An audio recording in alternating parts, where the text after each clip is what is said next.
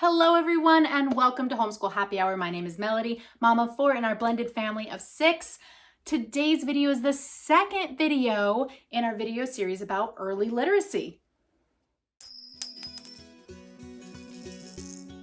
If you're new to our channel, please take a second to hit that like button, subscribe to the channel, and make sure you check out the first video that we put out there about early literacy, all about body language, developing fine motor, gross motor, and sensory skills related to early literacy development.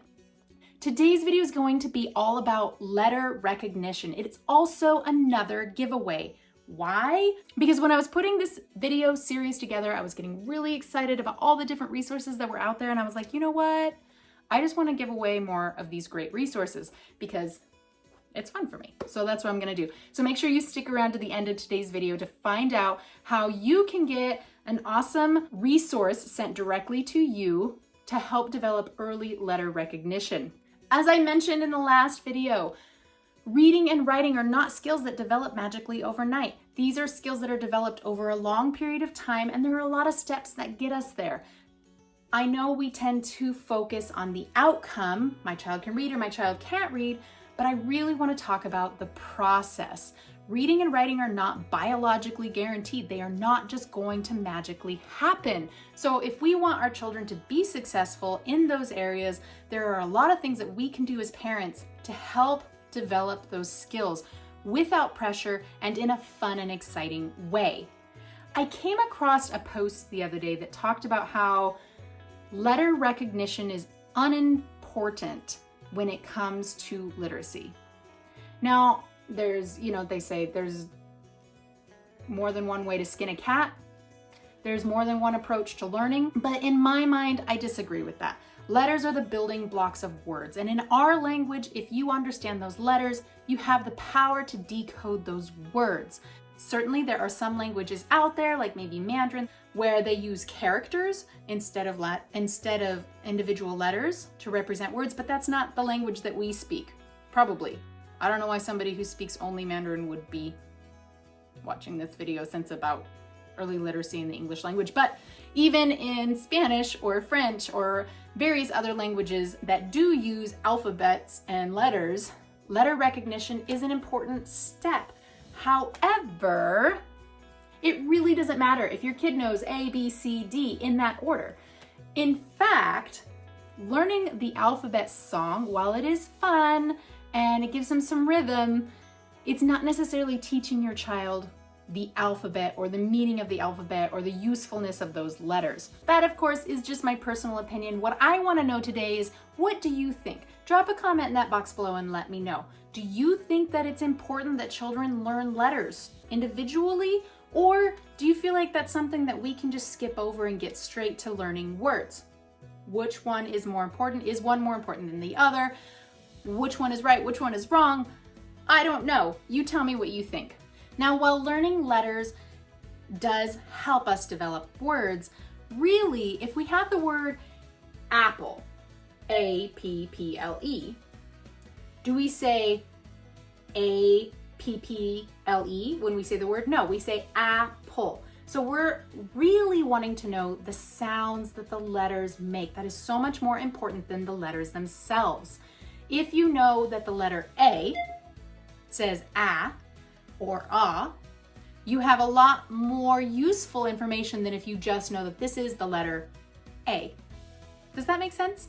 So when teaching letters, I strongly encourage you to focus more on the phonics than the letters themselves. Now, I've always said, if my child can see a cow in the field and they can say the cow says moo, then they also are able to look at the letter A in a book or on the wall or somewhere else and say that the letter A says a. They can hold both of those concepts in their mind at the same time. So as soon as my children were able to start to identify things, we started identifying letters, but we always identified A and A or B and B. It wasn't just the names of letters, and we focused more on the sounds.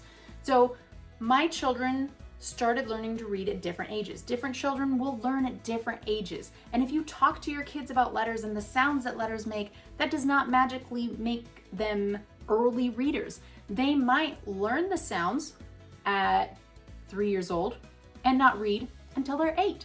That is acceptable. Whether or not they've learned to read earlier because of this isn't really what's important. What's important is you're helping them develop those skills over time so that they can be comfortable and confident when they're ready to learn the next step.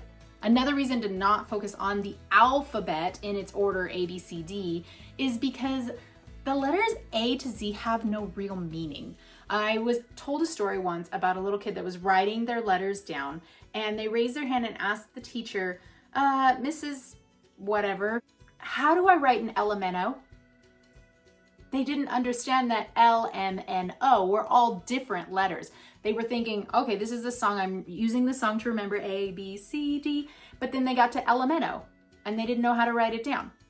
This just goes to show that the song itself is not helping teach them letters necessarily. At some point, they're going to want to know the order of the letters because we need to know how to alphabetize things in various points in our life. That's very helpful. Looking through the dictionary, you want to know what comes next. But for these early stages, it's more important to focus on the sound. And then if you're picking which letters to talk about, I suggest use letters that have meaning to your child. So if your child's name is Emma, then the first letter you're probably going to want to talk to them about is the letter E, followed by the letter M, and then the letter A, because those letters hold meaning for them. They can learn how to spell their name. That can be exciting for them. Great activities at home that you might try, starting with your babies. Talk, talk, talk, talk. You do not have to focus on letters with babies. They don't know.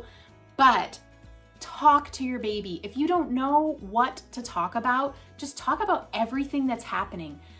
When we learn a new language, if you've ever learned a second language, you know that the most important factor in learning that language is being exposed to it, being around it, and that's when we absorb that language. Now, you can talk to your baby about when you're going through the grocery store. Oh, look, we're in the spaghetti aisle. Oh my goodness, look at how many different kinds of spaghetti there are. Now, I don't know if you've ever heard about motheries or parenties, but it's this sing-songy type voice that we get when we talk to our babies. Most people have this natural inclination. They pick up a baby and their face gets big like this and they just get really excited, and you notice their voice gets higher and they start to say the words more clearly with bigger expression, and that baby will just sit in awe of the face and they want to see how the mouth moves, and they're engaged not only auditorily but visually as well in what is being said. In those moments, your baby is learning language, which is why we should avoid baby talk.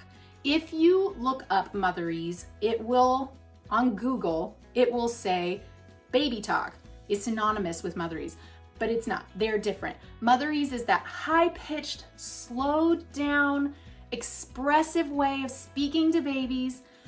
Baby talk is when we replace our normal vocabulary words with words that we might see as easier. I was just speaking to our local kindergarten teacher a few days ago, and she was telling me how many kids have come into her class at the kindergarten level and their vocabulary is extremely restricted because their parents have spent so much time using baby talk with them. Now, I'm assuming that these parents were well-meaning and they're just trying to connect with their child. Unfortunately, when we use baby talk, our child's brain is wiring around that type of vocabulary, and we simply do not speak that way in the real world. You don't go around using baby slang for the things that we want in life. All that to say, avoid baby talk, but do engage in that high-pitched, expressive, sing-songy voice when you speak to your babies. Politics aside, however you feel about a mask or not a mask, It will impact your child's language development if they do not have exposure to that face-to-face communication on a regular basis. If anyone's been paying attention, they did make adjustments to the CDC guidelines after the last 2 years on what we can expect is developmentally appropriate for speech and language development. You can look that up. They made those adjustments in February of this year, 2022, I think, but that has changed. You can have your opinion on why they changed that or what has been going on, but it is a matter of fact that children need that face-to-face contact for speech and language development. So even if you feel strongly that your child or you or people in your family need to wear a mask, really emphasize that time at home when you don't have a mask on so that you can have as much of that face-to-face contact with your child as possible. It is integral to their speech and language development that they have that. For toddlers, learning letters.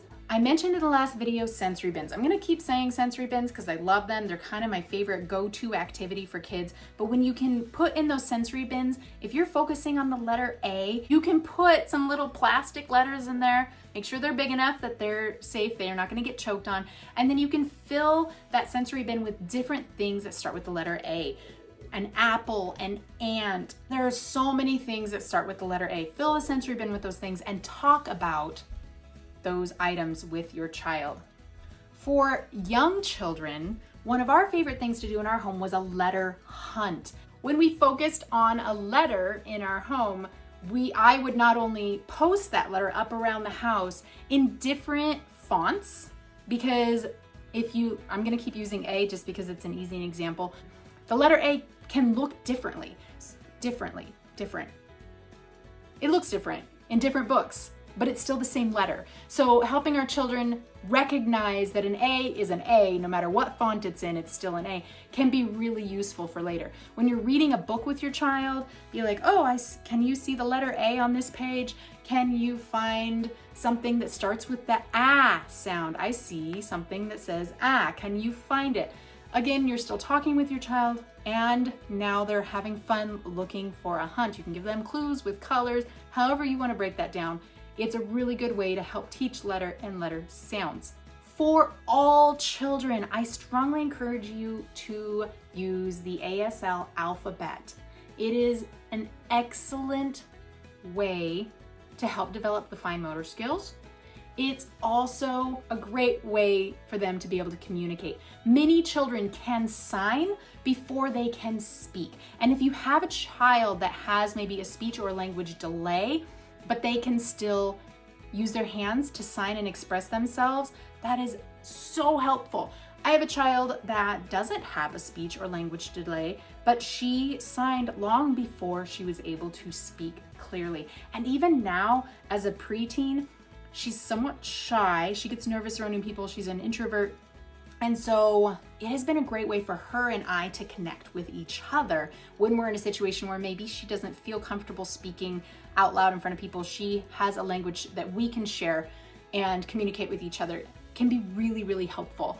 Along with avoiding baby talk, I would caution you to avoid baby sign. Sign language is a beautiful, full language that has been hard fought for and deserves to be respected as a language in its own right. When we use baby talk, we are not teaching children a genuine English language. We're not giving them a good vocabulary. Using baby sign is not respectful to the deaf and hard of hearing community and should be avoided as well.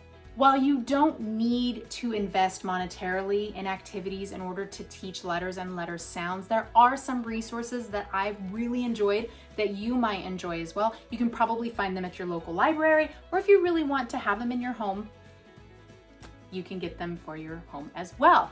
Those include, but are not limited to, the Leapfrog series. There is the Talking Letter Factory, which is a great show all about the letter sounds. This really helped my children. They had fun with it. And while parent-child interaction is vital to learning, there are times when we as parents need a minute. If you need to stick them in front of that TV or tablet or whatever device you have on hand so that you can do I don't care if it's paint your nails, cook dinner, take a breather, just to have a moment of silence, you do it. Don't feel shame about it. But if you want to optimize on that time and use videos such as the Leapfrog videos, or there's PBS videos, there's all kinds of valuable videos out there that you can use that help me have a little less guilt when I gave them screen time. I shouldn't have felt any guilt in the first place, but I did. So you can check those out. The second thing you could invest in are the alphabet magnets that go on your fridge.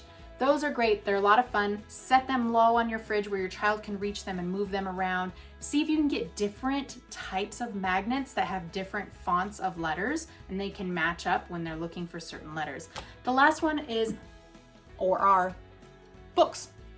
Books, books, books. You can never have enough books. You can never have too many books. Enjoy reading with your kids. Books are so important, which brings me to today's giveaway. This is I Spy Letters. This is a board book, so it is intended for the youngest kiddos.